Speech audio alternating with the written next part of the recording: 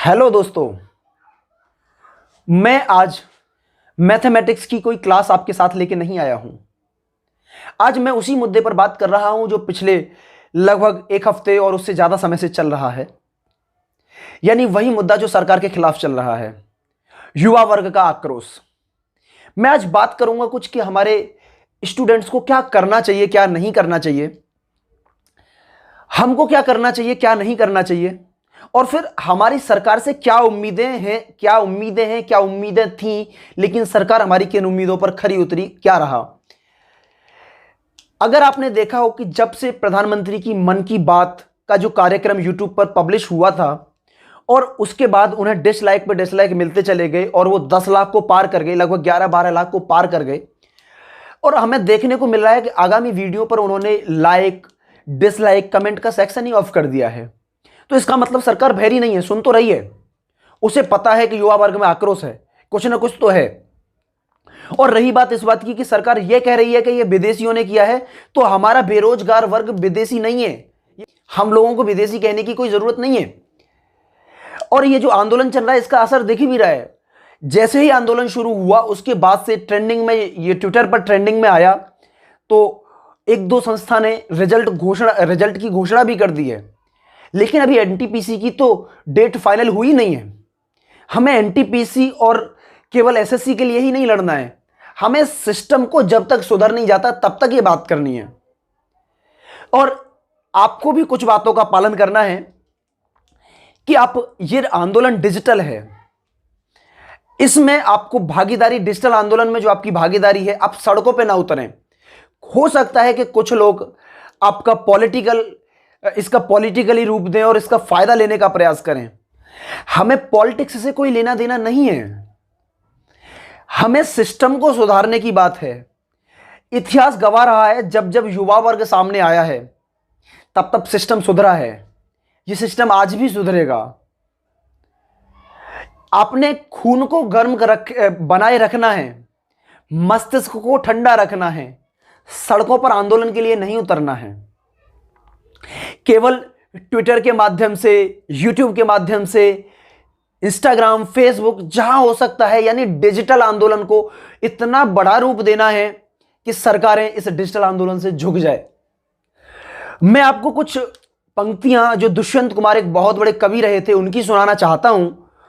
उनकी काफी अच्छी और शानदार पंक्तियां हैं, क्योंकि ये पंक्तियां जब पहले भी सुनाई गई थी तब भी सरकारें पलट गई थी।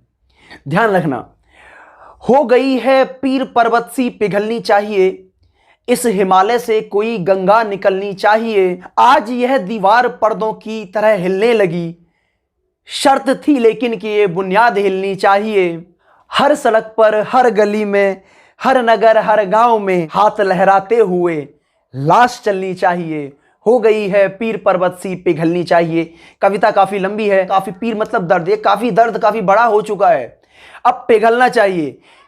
सरकारें हिल रही है, डिसलाइक लाइक कमेंट सेक्शन बंद करने का मतलब है कि उस पर असर पड़ रहा है, लेकिन हमारी शर्त है कि बुनियाद हिलनी चाहिए, ये सिस्टम सुधरना चाहिए। मैं सरकार से ये पूछना चाहता हूं, शायद मेरी बात वहां तक पहुंचे और पहुंचेगी, क्योंकि युवा वर्ग इतना आक्रोश में है कि ये बात पूछेगी। मोदी जी, ये बताइए कि आपने इतने 2014 से अब तक इतनी मन की बात के प्रोग्राम किए, हमने हर बात को सराहा, हमने हर बात को स्वीकारा, शायद इस बार हमारी युवाओं की बात हो, इस बार युवाओं की बात हो, लेकिन ऐसा क्यों नहीं होता? आपने किसी भी एपिसोड में युवाओं की बात क्यों नहीं की? क्यों नहीं की कि हमने जो सरकारी नौकरियां निकाली हैं उनके पेपर टाइम पर हों? क्यों नहीं की कि जिनके पेपर हो गए हैं उनका रिजल्ट टाइम पे आए? ऐसी बातें क्यों नहीं की कि जिनके रिजल्ट भी आ गया है, सब कुछ फाइनल हो गया है, उन्हें ज्वाइनिंग क्यों नहीं मिली? क्या आपको पता है कि जब 2014 में हमने आपको चुना था तो हमने देश की तस्वीर बदलने के लिए चुना था, लेकिन सच में आपने 6 साल में तस्वीर तो बदल दी, लेकिन गलत डायरेक्शन में। यह युवा वर्ग है इस देश में, जहां 30 करोड़ से ज्यादा युवा हों, उस देश की काया वैसे ही पलट हो सकती है, तो उसे एक दिशा निर्देशन की जरूरत होती है। और आज हमारा देश आज भी गरीबी, भूखमरी से जूझ रहा है।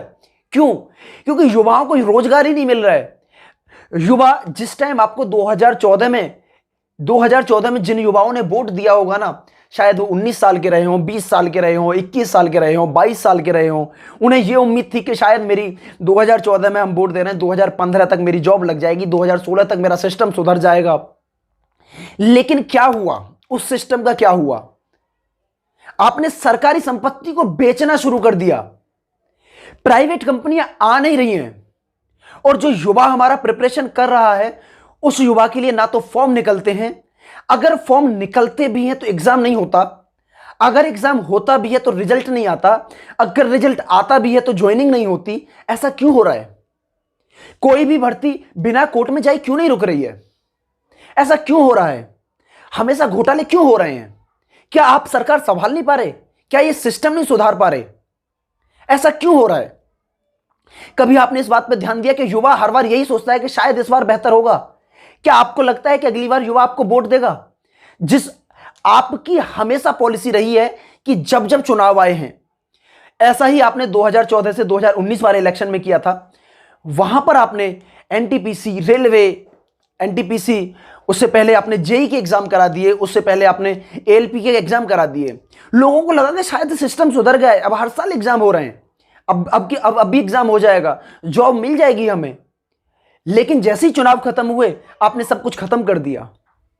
यूपी में शिक्षक भर्तियां जो 2018 से अब तक क्लियर ही नहीं हुई है, क्यों नहीं हो रही है? रिजल्ट आने के बाद कोई ना कोई पिटीशन फाइल कर देता है। ऐसा क्या हो रहा है? कानून स्वतंत्र व्यवस्था है, लेकिन क्या सरकार के कहने पर नहीं चल रही है? बताइए इस बात को। कब तक युवा इन बातों को सहन करता रहेगा? जब एक बार मोह भंग हो जाता है ना, तो दोबारा स्थापित नहीं हो सकता, क्योंकि आपकी मंशा दिख चुकी है कि आपकी मंशा है कि केवल एग्जाम हो, रिजल्ट हो या फिर वैकेंसी हो, हम केवल तभी निकालेंगे जब हमारे चुनाव होंगे। इस प्रक्रिया को आपने पंचवर्षीय क्यों बना दिया है? कोई तो कारण रहा होगा। अरे एक बार बताते तो सही कि सर ये दिक्कत है हमारे देश में, हमें इसको सिस्टम को सुधारना है। मन की बात में आप केवल खिलौने बनाने की बात करते हो, केवल पकोड़े तलने की बात करते हो। क्या ये युवा जो इतना पढ़ा लिखा है, क्या केवल पकोड़े तलने के लिए ही है? क्या हर व्यक्ति पकोड़ा तल पाएगा? और हर व्यक्ति पकोड़ा ही तलेगा तो फिर खाएगा कौन उसके पकोड़ों को? आत्मनिर्भर भारत की आप बात करते हो, बताइए कि आपकी कौन सी ऐसी योजना है जो इंप्लीमेंट ढंग से हो पाई हो? कोई भी प्रक्रिया आपकी सफल नहीं हो पा रही है। ये शिक्षा, ये वर्ग, जिस वर्ग ने अंगूठा दबाया था, अंगूठा दबाना अनपढ़ होने की निशानी नहीं है। इस अंगूठे से ही हमने आपको उस गद्दी पर पहुंचाया था, और जब आप पहुंच गए तो तानाशाही शुरू हो गई। ये वही अंगूठा है जो अगली बार आपको गिरा भी देगा। ये लोकतंत्र है, यहां मनमानी नहीं चलती। लेकिन यहां तो आपके कहने पर मीडिया भी मौन है। युवाओं की बात आज तक मीडिया में नहीं उठाई है, और अगर कोई मीडिया वाला बोल भी दे, कोई टीचर बोल भी दे, या कोई बड़ा यूट्यूबर बोल भी दे, तो आप उसको धमकियां पहुंचा देते हो। ऐसा क्यों हो रहा है देश में? कितने पत्रकारों की आपने जॉब खा ली? जो इस बात को उठाते थे, किसी मुद्दे को उठाते थे, वही आपने अपने रास्ते से हटा दिया। ऐसा क्यों हो रहा है? यह कब सुधरेगा हमारे देश का सिस्टम? हमेशा कोई भी बात आती है तो आप कहते हो कि इसके लिए, अगर कोई काम ऐसा हो गया तो इसके लिए नेहरू जी जिम्मेदार हैं। कोई बात कहते हो तो इसके लिए कि हमारी व्यवस्था इतनी खराब है, मैं व्यवस्था सुधारने में लगा पड़ा हूं। अरे कौन सी ऐसी व्यवस्था खराब थी जो 2014 से पहले नहीं चल रही थी? 2014 से पहले हर वर्ग सुख था, लेकिन हमें लगा कि शायद भ्रष्टाचार जो हो रहा है वो आने वाले समय में बंद हो जाएगा। आपने तो भ्रष्टाचार का तरीका ही चेंज कर दिया, सारी चीजें ही चेंज कर दी। ये कब तक चलेगा? ऐसा नहीं चलेगा। और मैं उम्मीद करता हूं कि यह बात अगर आप तक पहुंचेगी तो ये जरूर कोई ना कोई इसका समाधान आप निकालेंगे।